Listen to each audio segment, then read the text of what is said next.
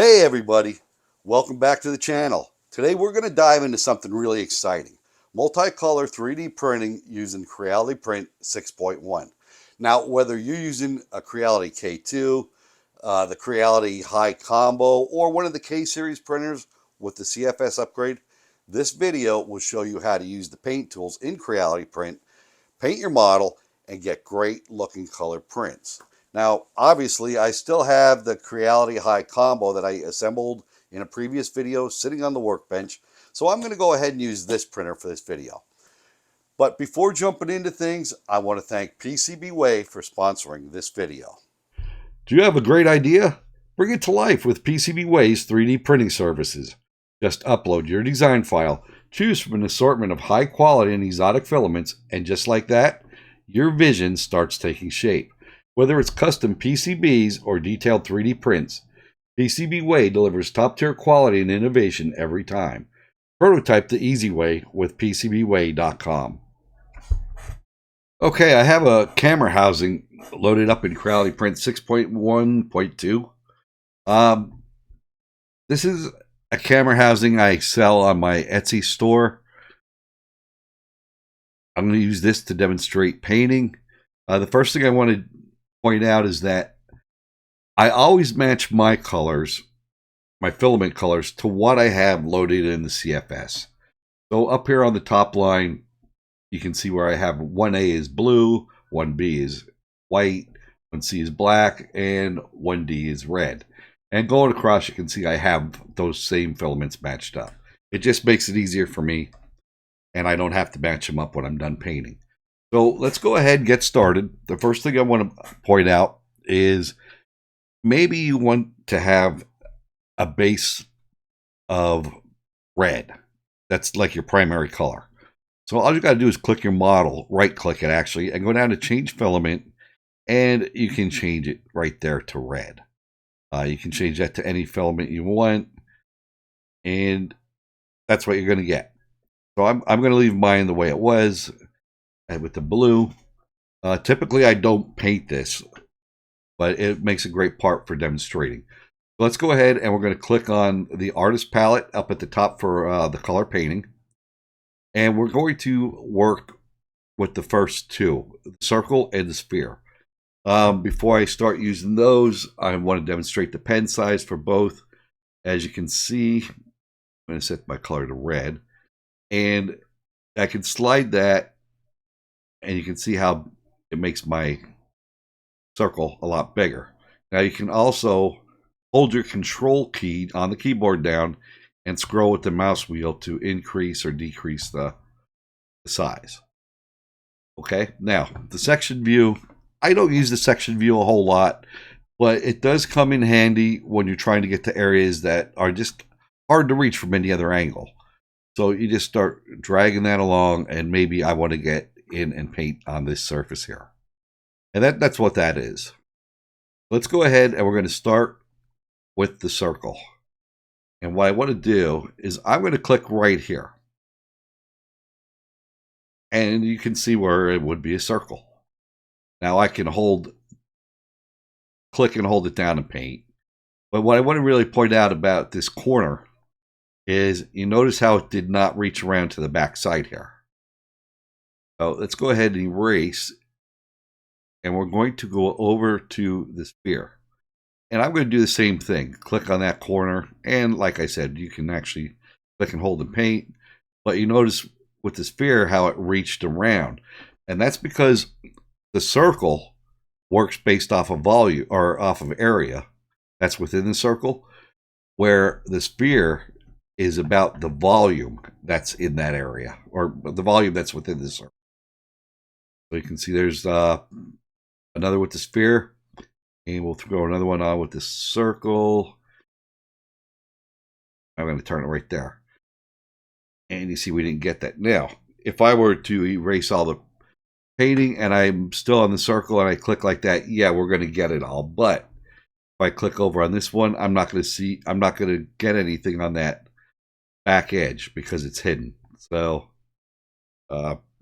erase the painting again one more time with the sphere. What I get there, and when I do it over here, I get the same thing. That's all there is to it. Now, I'm going to set my views for a straight on front view for this. And I'm just going to use the circle. I could use circle and sphere and get the same results. But I want to demonstrate the vertical and horizontal. So I'm going to click vertical, and I'm going to come down here into about the middle of the model, and I'm going to click and drag to the right. And you notice nothing's happening. Nothing is happening at all. But if I go up and down, it does. It only allows me to paint in vertical. And the same is true if I go horizontal. If I click and try to go vertical, it's not going to do anything, but horizontal, no problem. That can come in handy. And you can span right across. But you notice because I'm on the circle, it didn't get that area. Not a big deal.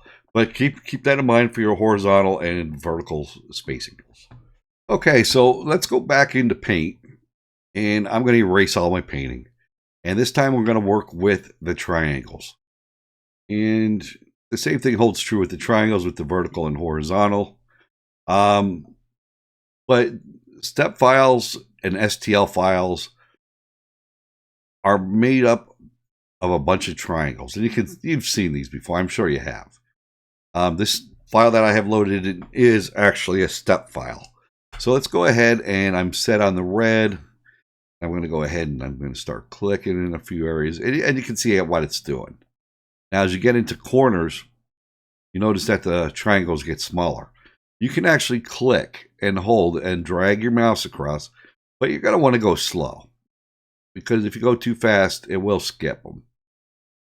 And some of these can get so small, you just lose them.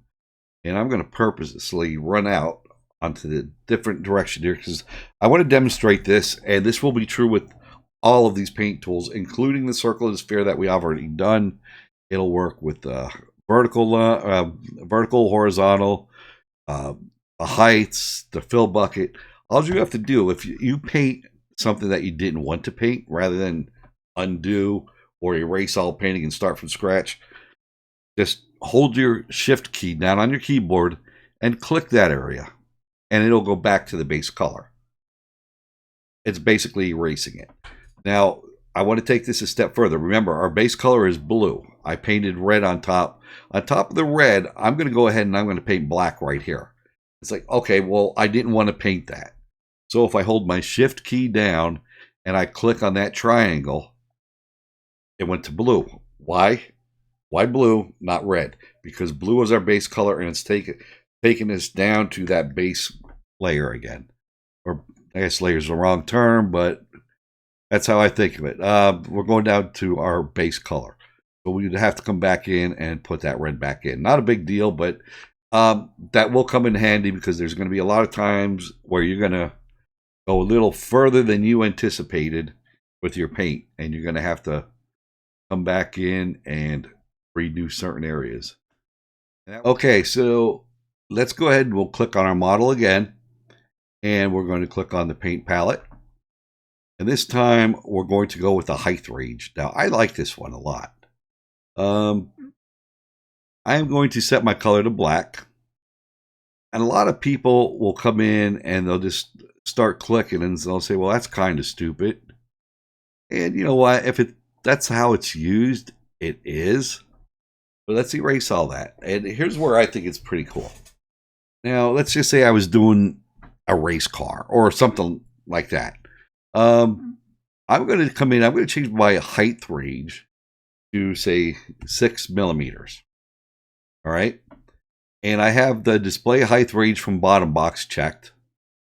And what I'm going to do is, as you see how I'm moving my mouse up, those white lines, where before it looked like it was just one line. There was actually two there, but they were real close together. Now I got a spacing of 6 millimeters. And you also notice to the right where it says bottom, currently it says 38.34 millimeters. Let's go ahead and I'm going to come up and I'm going to change that to, say, 35 millimeters. We'll leave it right there. And I'm going to hit the check box. and it just put that black stripe all around, even through my little slot there. Okay, so now what I'm going to do is I'm going to come in and change my color to red. I'm going to change my height range to 4. And I'm going to come up, and I was at 35. This time I'm going to want 36.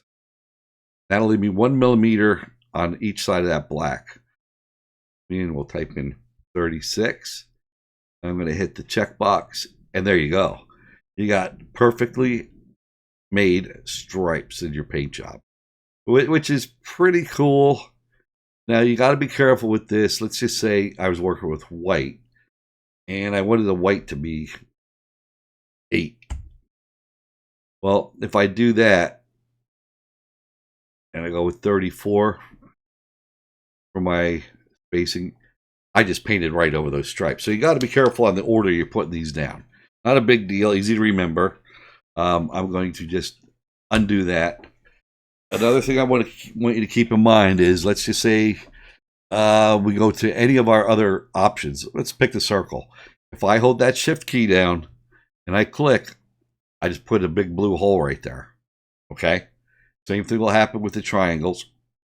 All right? Just keep that in mind as well. I'm going to undo that. Now, the downside to this tool, it only works in this direction.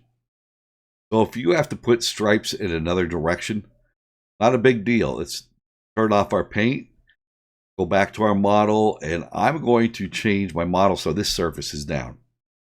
Now I'm going to click on the model again and go back into my paint, and I'm going to set my color to black, and then change my height range back to 6. And on this one, I'm just going to go up to, say, 25. And I'll hit that checkbox. And now I'm going to go back to my red, set my color back to 4, or my height back to 4. Come in, and I'm going back to 26. Looks like 26. There we go. So I got my stripes back. Now, close out the paint. Go back to, we're in prepare. And I'm going to go ahead and auto-orient it. We're back on the surface we started with. And now we have the stripes the way we would want them. Again, keeping in mind that if you come in with any of your other tools, and you're probably going to get tired of hearing this, but you hold the shift key down, well, doesn't matter where you put your stripe, doesn't matter how many overlaps you made of it, it's going right down to the base color. So just to keep that in mind. Okay, so let's work with the fill bucket this time. I'm going to erase all this paint off. I'll be honest with you, 90% of the time or more when I'm in the painting part of Creality Print, I'm working with the fill bucket.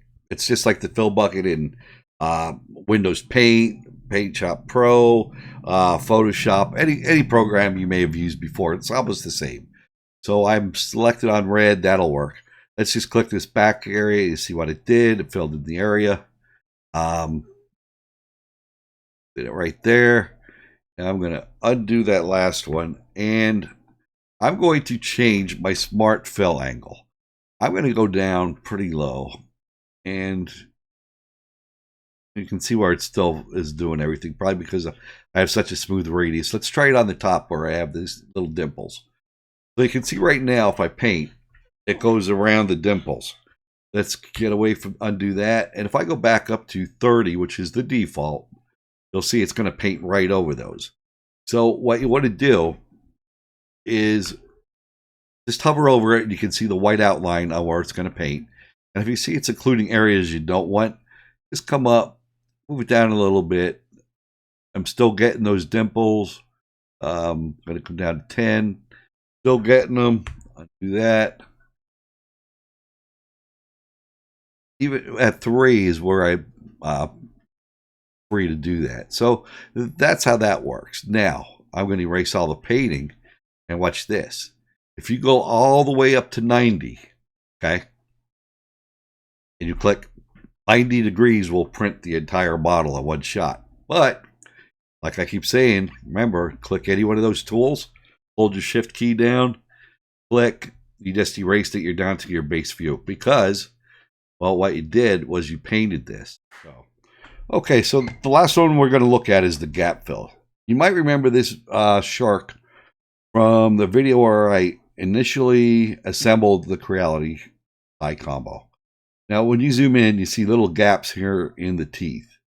We didn't look at those in the original video. You got one here, one there, and on the other side we have a few. So what we're going to do, make sure you clicked on the model. We're going to hit the paint palette to go into paint, and we're going to just click on our gap fill tool. Now, all I'm going to do is I'm going to click on my slider, and I'm going to start dragging, and almost immediately you can see they start to disappear. I'm at 0, and there I'm at 0.11. You can still see it faintly. Let's go to the other side, and you notice how they're gone as well. Now, like I said, you see them are real faint. Once I hit apply, boom, they're all the same color. And that's all there is to it. A lot of people don't use it. Not too bad. That's all there is to it. Give it a try. Now, I scaled this shark up 300%. It took about 14 hours to print, and as you can see, it made quite a pile of waste. In an upcoming video, I'll show you how to reduce the waste as well as your material cost. I hope you found this information useful. If you did, hit that like button and let me know in the comments. Smash that bell so you'll be alerted to new content in the future. Live your life one layer at a time, and if you haven't done it yet, please consider subscribing.